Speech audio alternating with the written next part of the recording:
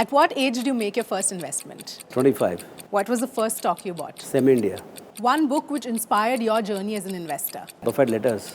What financial advice would you give to your younger self? Don't speculate ever and don't leverage. Any mistake you wish you hadn't made or any regret that you have?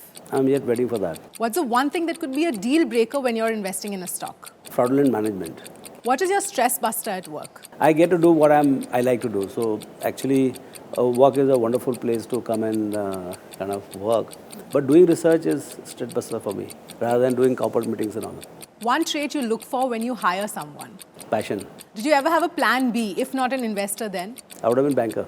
Aside from investing, what else do you enjoy? What are your hobbies? I love to watch Bollywood movies.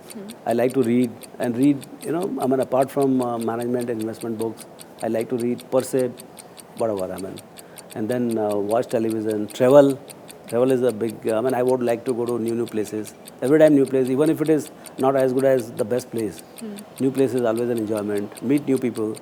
Get engaged with them intensively. What advice would you give a newcomer in the world of investing? First, read Buffett letters.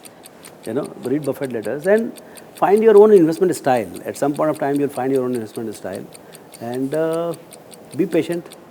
Takes time to get the grip of the market. And finally, what's Ramdev Agarwal's success mantra? I'm still looking for that success mantra. That's why I'm writing so many wealth creation studies.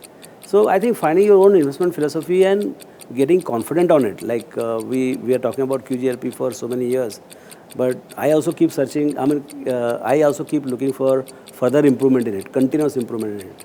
So that only brings the excellence in. And there is no end to the excellence. You can keep becoming better and better. Even Buffett is becoming better now. So we have a long way to go.